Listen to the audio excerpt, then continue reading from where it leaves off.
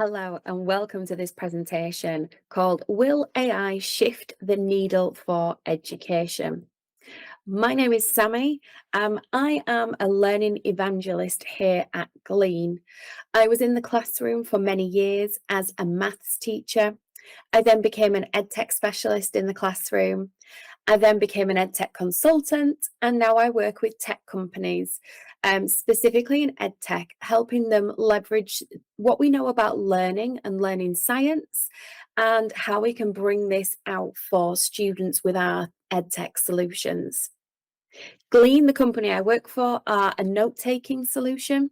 So those long lectures where you're listening to the professor, we are the solution that helps you capture those, annotate those, and make those easier to digest. We are the antidote to information overload. So I'm hoping to share today a little bit about my experiences in the classroom, what I've seen with AI come forward, what I know from AI from what we've done in companies I work for, I have worked with before, and what I think the future holds as well. But I do come back to this question of, will AI shift the needle for education?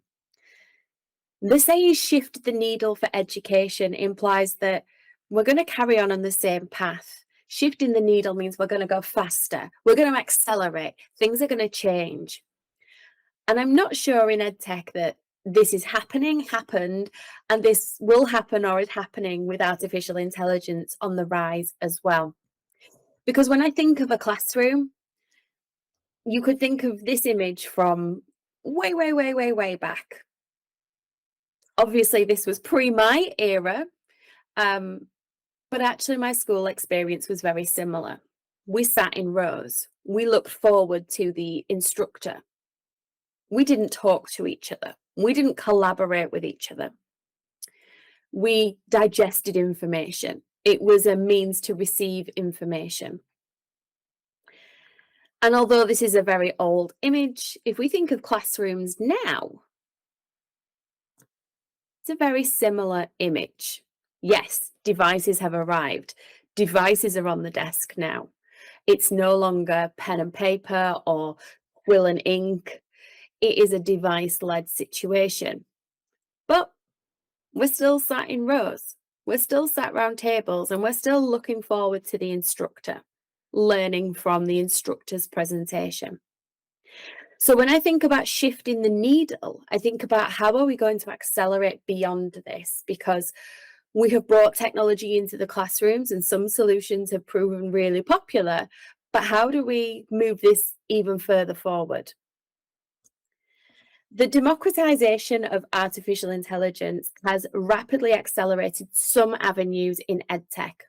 The customization of GPTs, as I record this for you, has transformed some aspects of how teachers use EdTech in the classroom. But what we have to remember is that the children who are arriving in our classrooms, be it aged 4 here in the UK, aged 6 in Northern European countries, or whatever the age is in our country of residence, these children arrive with an experience of artificial intelligence. These children arrive knowing that if they shout, "Hey Google," in their house, a device will spring into action and offer recommendations. These children know when they open up their TV subscription service, there are recommendations for what they like. They are exposed to artificial intelligence in ways we never were. And they're also exposed to artificial intelligence in ways that we need to be mindful of. And we need to help them think, how do I get the most out of this situation? My concern as an educator and as a parent, therefore, is that the guardrails we place on AI, these are going to be more important than its potential for me. How we inform students that it has biases. It was built in this way. It only looks at these models. It looks in these data sets. It consumes this web scraping. Only by exposing them to how it works will they develop an understanding of what it is that's being presented. But that level of understanding of what's being presented varies across different age ranges. So for us as educators, as parents, as leaders in tech, it's really important that we think about the guardrails that we put into this. If it's truly going to impact our children's lives, it has to have the appropriate guardrails on it. Hallucination percentages running at 3% may seem minor, but if that 3% falls when a child is using it, 3% is a large value. And that's why we have age restrictions on these products, and these are constantly under review. But when we think about putting it in the classroom, it therefore sits in a teacher-led way. The teacher will be using the artificial intelligence. The teacher will be creating something with artificial intelligence. The teacher might have a device like a Merlin Mind in the classroom that works similar to a Google Home or an Alexa, but it's designed for teachers. But all these shifts in artificial intelligence still sit in the hands of teachers until we unlock this part. The guardrails part for me is really, really important. So I've got a stat here on EdTech trends here in the UK from Sprint Education. And overwhelmingly, educators believe their establishment embraces EdTech development, 62%. It's possibly lower than I was expecting, if I'm honest, but it's also possibly higher in some areas than I was expecting as well. But it says that people are more open and able to take advantage of future tools.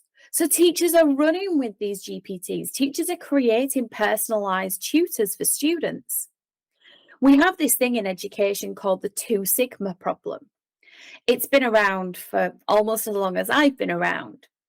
And what we know is that when students receive one-to-one powerful tuition, that has a large positive effect on their learning. But schools aren't built like that.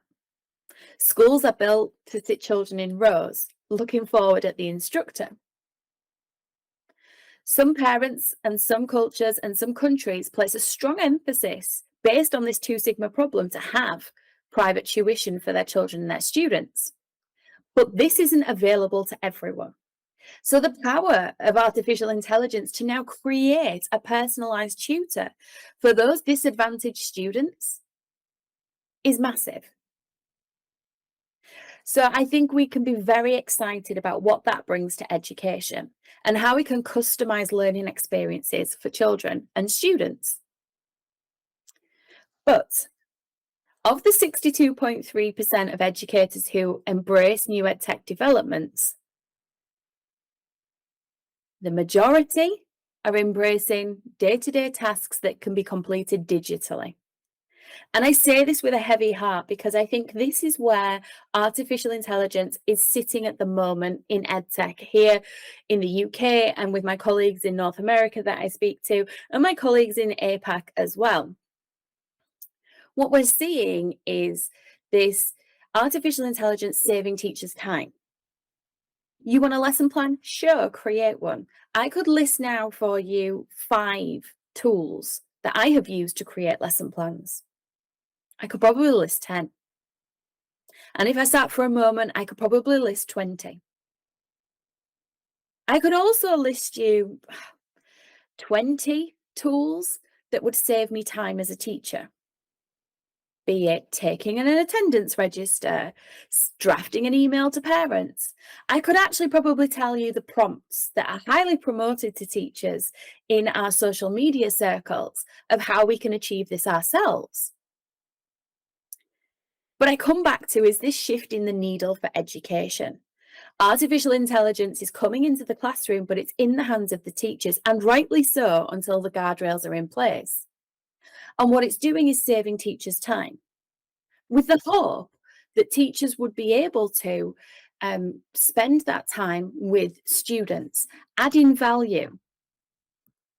Adding value to students is what teachers can do. Artificial intelligence will never replace that human touch. What we know about learning is that the expert in the classroom is the most powerful person in there. That's the best way for people to learn. All the studies, all the research point to that for us. And ultimately, that's why we sit in rows, eyes forward, looking at the instructor. So by freeing up the teacher using artificial intelligence, hugely powerful benefits for everybody. So we've got a benefit in saving teachers time, but really, are we shifting the needle? What can teachers do to be more creative with their time? That's the next question I'm looking for artificial intelligence to help us with.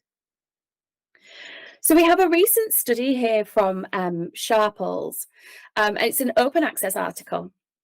And it's about different ways you can currently use artificial intelligence with your students. And this is based on college students, but I think it applies as well to lower ages, those that are above the legal age of using the artificial intelligence tools. Generate positive possibilities. What's another way of thinking about this? A Socratic opponent, a discussion partner. I'm going to think this way. What does the artificial intelligence think and give me it back? I will say that the prompt engineering on this is a whole other skill that we need to prepare people with. We need to prepare educators how to prompt properly if they're going to use these tools in the democratized way and create their own GPTs. We also need to help students who are of appropriate age how to prompt engineer. And we also need to open up a dialogue between everyone who is prompt engineering. What does your prompt do that mine doesn't? What tone of voice do you have? Collaboration coach, thinking about a group problem together. I think one of the biggest challenges as an educator is when students work in groups and it doesn't quite work and they don't quite gel. Artificial intelligence can come in and springboard and give them that initial idea, that initial ideation. A co-designer, personally, this is one of the things I use artificial intelligence for, that initial ideation strategy. Exploring large data sets in a whole way that's not been possible before. As a former maths teacher, this speaks massively to me. And also to tell stories.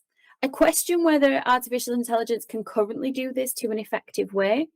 I think very often the stories that artificial intelligence generates, in my testing and my experience, are literal language translations of the prompts that have been given, and there's not many inferences. It wouldn't be an exciting story to read. I talk about the tone of voice as well in the prompt being really key, and for me, it's massive that we have, how do I want the information to come back to me? There's little point asking artificial intelligence to generate something for our class without knowing the age of the class. What tone of voice should it be in? How would I normally speak to the class? How would I normally guide students in this activity? And very often tone of voice is forgotten in prompts, but for me it's massive. I created a personalized tutor for students and asked it to respond in the tone of voice of a well-known author, so that the students know that tone of voice, that style of language. It feels familiar to them. These are the things I'm excited about, but are we really shifting the needle is still what I would say. These are all amazing things that were not possible before without having other human involvement.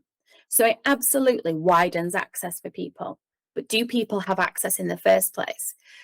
Do we have devices in the hands of every student?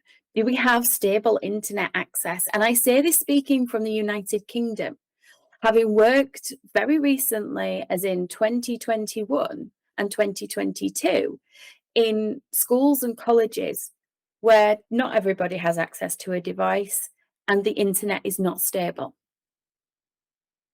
And we're a very developed country here in the United Kingdom. So there are these challenges that I think we have to address as well before we take this further. And I think things like Google themselves are quite inspiring in how they're tackling this. Their division of Bard and Duet.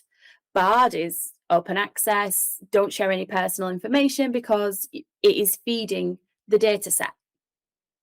Duet is locked down. Duet is a premium product, and Duet will not train the machine as such.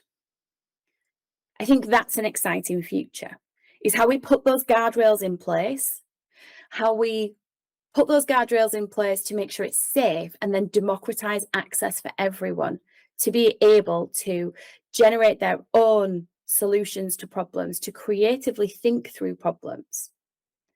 The power of artificial intelligence as a thinking partner is massive.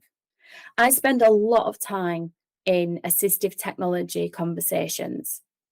working with adults, children, teachers who might experience or have people in the class who experience executive function challenges. Executive function is a large piece of the brain that basically controls the learning part. If we think about neurodiversity as a term, dyslexia, dyspraxia, dyscalculia are some examples of neurodiverse learning challenges. So is ADHD and autism. A lot of these share executive function challenges. So for someone who is experiencing executive function challenges, task initiation is massive. The ability to begin a task is sometimes not possible because of the way their brain is working. If you think about someone with ADHD, for example, the mind is focused on lots of different things at once. So how do you begin a task? How do you stay focused? And if we could democratize artificial intelligence, make it age appropriate with appropriate guardrails, and widen access to specifically speak to specific students with their specific needs addressed, that thinking partner could be the partner that guides them through their whole education journey and helps them get the best out of their education experiences. Thank you very much for listening. My name was Sammy once again, and I would love to continue the conversation on social media or any other channels. And I hope you have a super day at this amazing artificial intelligence conference.